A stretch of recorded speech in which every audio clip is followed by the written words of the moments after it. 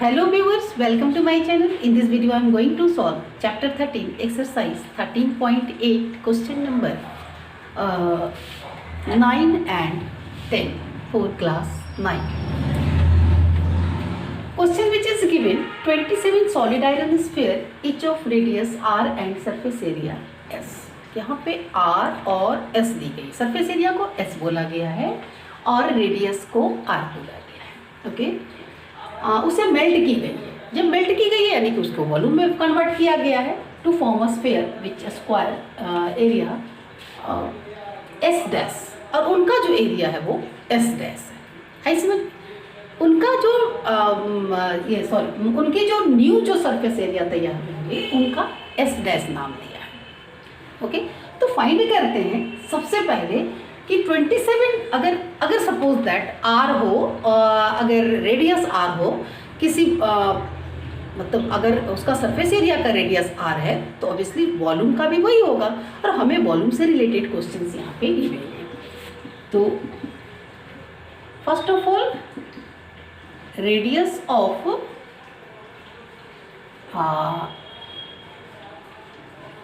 Sphere which is R. Surface area क्या होगी, sorry volume क्या होंगे उसके, तो volume of sphere equal to 4/3 pi are cube. और 27 स्फीयर का क्या होगा, 27 स्फीयर्स का तो टोटल वॉल्यूम से 27 को जब मल्टीपल कर देंगे तो वो क्या आ जाएगा आपका मल्टीपल 22 इसे पाई में ही रहने देते है ना, इसे पाई में ही रहने देते, अच्छा बेहतर होगा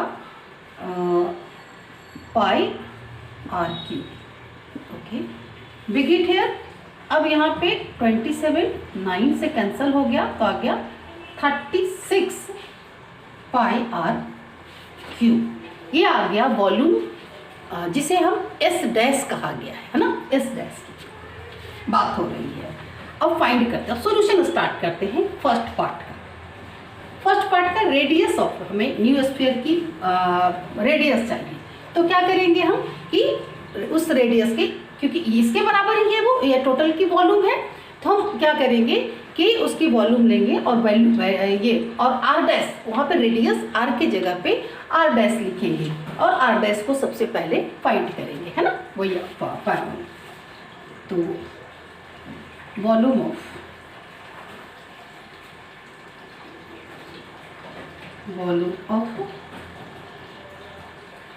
न्यू सॉलिड स्फेरिकल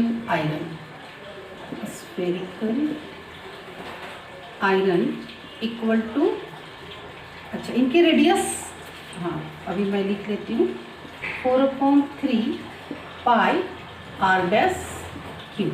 यहाँ पे मैं कर देती हूँ कि radius equal to R dash, है ना, ये हमें गिवन आर डैश. ओके इसकी हमें वैल्यू फाइंड करनी है.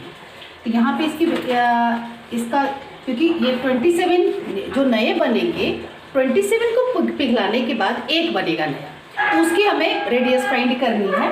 तो इसकी वॉल्यूम क्या होगा, न्यू का जो स्फेरिकल का वॉल्यूम क्या होगा, ये जो 27 का फाइंड हुआ वही होगा. तो यहाँ पे पुट करेंगे pi are cube equal to 4/3 pi r dash cube.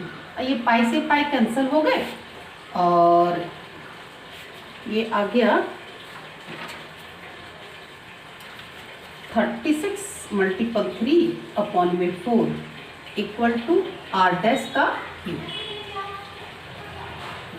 27 equal to R dash cube. और 27 आर क्यूब, ये आर क्यूब है ना, 27 आर क्यूब, क्योंकि आर क्यूब जो है वो कैंसिल नहीं हुआ था. अब यहाँ पे क्या बचा, इधर अगर ये तो आर क्यूब है, अगर सबको ये क्यूब रूट में करते हैं 27 आर क्यूब, तो यहाँ पे आर डैश की हमें वैल्यू फाइंड होगा. वो क्या हो जाएगा 27 का 3 3 9, 9 3 27, तो इसके हो जाएंगे 3 और इसका r. तो r dash equal to 3r।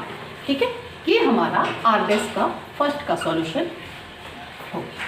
Next, ratio of s and s dash. s and s dash की हमें रेशियो फाइंड करनी है। तो s की वैल्यू क्या है और s डैश की वैल्यू क्या है? s की वैल्यू क्या है हमारा, विच इज 4 पाई सॉरी, यहाँ पे क्या करना है, रेशियो ऑफ उन दोनों के, यहाँ पे s और s डैश कहने का मतलब हो गया ये इसका सरफेस एरिया है और ये इसका सरफेस एरिया है। तो सरफेस एरिया को लेंगे, सरफेस एरिया का जो फॉर्मूला होता है उसे लेंगे। तो ratio of s and s dash equal to 4 pi r square upon में 4 pi r dash square. Okay, यहाँ पे फाइनल हो गए। 4 पाई से कैंसिल हो गया। r की जो वैल्यू क्या है, r की वैल्यू एज क्या है, अगर हाँ r की वैल्यू कैसे फाइंड करेंगे, अगर सपोज दैट यहाँ पे r डैश की वैल्यू 3r है, तो 3 अगर इसके ये इसके नीचे चला गया तो r की वैल्यू आ गया।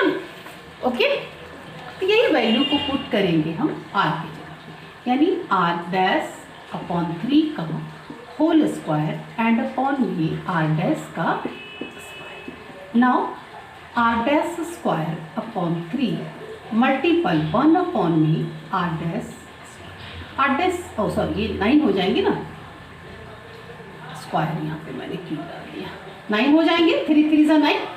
ओके, और ये दोनों कैंसिल हो गया, 1:9।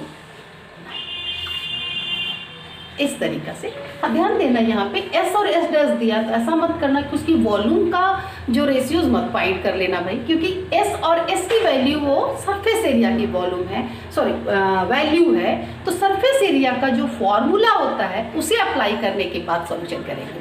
आई question which is capsule of medicine is in the shape of sphere of diameter 3.5 mm।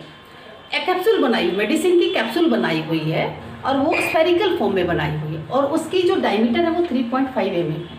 How much medicine is needed to fill this capsule, और उस कैप्सूल को भरने के लिए कितना दवा की जरूरत पड़ेगी, बस यही। अब mm क्यूब में ही हम उसे आंसर देंगे, क्योंकि उसके अंदर फिल करना है तो वॉल्यूम, ऑब्वियसली वॉल्यूम को जो फॉर्मूला है उसे अप्लाई करेंगे। तो डायमीटर है तो रेडियस फाइंड कर ले, sorry radius of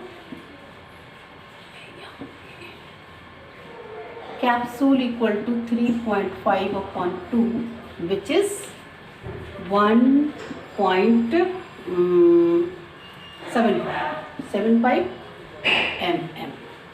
Then volume of medicine to fill the capsule equal to 4/3 pi r cube। 4/3 multiple 22/7 multiple 1.75 multiple 1.75 multiple 1.7। Okay, अब यहाँ पे कुछ कैंसिल करें, इससे कैंसिल किया तो आ जाएंगे 0.25। इन सबको मल्टीपल करेंगे 6 तो आ जाएगा k एंड 0.3। जब इन्हें डिवाइड करोगे तो आएंगे 2.46 mm3। और ये आपका एप्रोक्स आंसर है। एप्रोक्स आंसर इसलिए है क्योंकि डिवाइड करोगे तो ये और भी आगे डिजिट जाएंगे। आई होप सॉल्यूशन समझ में आ गया होगा। प्लीज़ चैनल को सब्सक्राइब कर ले, बेल आइकन को दबा दे, लाइक और शेयर करना।